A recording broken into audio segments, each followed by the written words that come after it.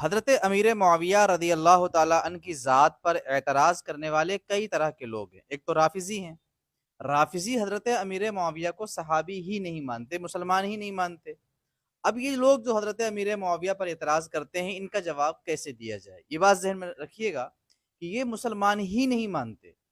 تو نمبر ایک، سیدنا مولا علی شیر خدا حیدر کرار رضی اللہ تعالیٰ عنہ کے حوالے سے کتب شیعہ اور کتب اہل سنت ہر ایک میں جو یہ بات موجود ہے کہ حضرت امیر معاویہ کے لشکریوں میں جو لوگ قتل کیے گئے ان کو حضرت علی رضی اللہ عنہ نے شہید کہا۔ حضرت امیر معاویہ اور ان کے لشکریوں کو حضرت مولا علی نے اپنا بھائی کہا۔ تو جنہیں یہ لوگ مسلمان ہی نہیں مانتے، صحابی ہی نہیں مانتے، انہیں حضرت علی مومن بھی کہہ رہے ہیں، جنتی بھی کہہ رہے ہیں، اپنا بھائی بھی کہہ رہے ہیں، اس کا جواب کیا ہوگا؟ یہ چونکہ الزاماً آپ کس طرح گفتگو کریں گے یہ آپ پیش نظر رکھیں۔ دوسری بات، کچھ شیعہ یہ کہتے ہیں کہ چونکہ پہلے تو مسلمان تھے لیکن حضرت علی کے جب مقابل میں آئے تو اب مسلمان نہیں۔ اگر یہ بات کہتے ہیں تو بھی آپ ان کو پکڑ لیجئے، ان سے پوچھئے کہ حضرت علی کے مقابل میں آنے کی وجہ سے اگر مسلمان نہیں تو حضرت امیر معاویہ کے لشکر میں جو لوگ شہید ہوئے ان کو جنتی کیوں کہا گیا؟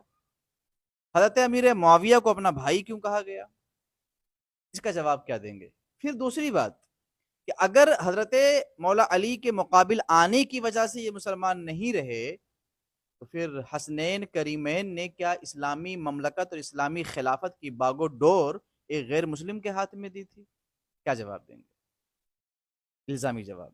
پھر اس کے بعد اگر یہ کہیں نہیں جنگ صفین کے بعد جو ہے یہ لوگ بگڑے، علم میں خرابیاں آئیں، پھر وہی بات آئے گی کہ حضرت حسنین کریمین نے جو حکومت و خلافت دے دی یہ کس کو دی تھی؟ اگر کوئی یہ کہے کہ نہیں صفین میں باقاعدہ معاملہ ٹھیک تھا، مسلمان تھے، کچھ کمیاں آ گئی تھیں، حضرت حسنین کریمین نے جب خلافت دی اس وقت بھی ٹھیک تھے، اس کے بعد بگڑے ہیں، اگر یہ کوئی کہے تو پھر آپ پہلے کہیں کہ صفین کی وجہ سے اور دیگر معاملات کی وجہ سے حضرت امیر معاویہ کو برا بھلا کیوں کہتے ہو آپ؟ جب وہ صحیح تھے، اہل تھے اور اہل کو خلافت دی گئی تو پھر آپ برا بھلا کیوں کہتے ہو؟ اس کے ساتھ ساتھ کچھ لوگ اگر یہ کہیں کہ بھئی حضرت حسنین کریمین نے امیر معاویہ کو اہل سمجھ کر حکومت نہیں دی، وہ تو نا اہل تھے، حکومت کے قابل نہ تھے، پھر بھی ان کو دے دی، تو پھر الزام آئے گا حسنین کریمین کی ذات پر۔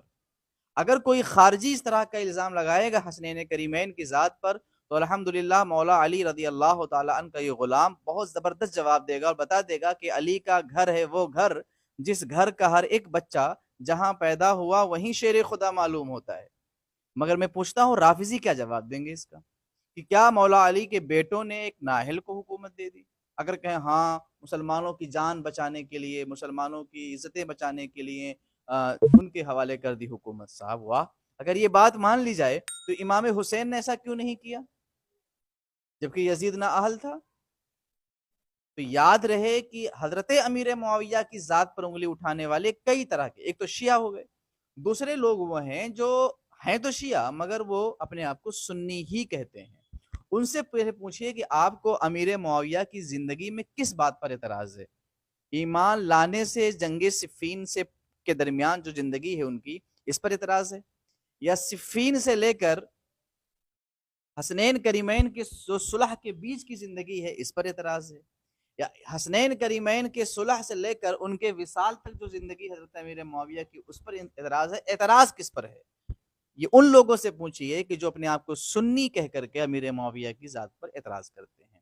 اگر پہلے والی زندگی پر اعتراض ہے تو پھر وہی الزام آئے گا، دوسری زندگی پر اعتراض ہے تو بھی الزام آئے گا، اور جو تیسری زندگی پر اعتراض کریں کہ صلح امام حسنین کے بعد کی جو زندگی ہے اس میں وہ صلح سے پھر گئے تھے، ایسے ہو گئے تھے، ویسے ہو گئے تھے، تو صحیح روایت کے ساتھ ثابت کر دیں۔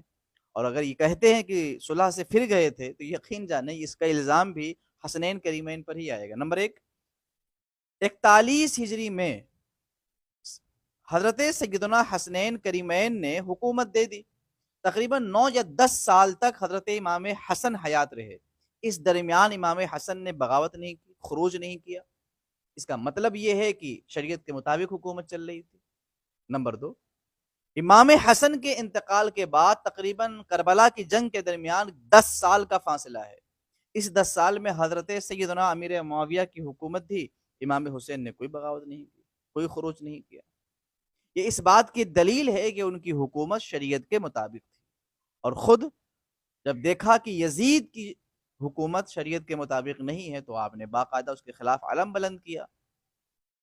تو یاد رہے، سیدنا امیر معاویہ کی ذات پر انگلی اٹھانے والے اپنے بنائے ہوئے جال کے اندر ہی خود پھنس جائیں گے۔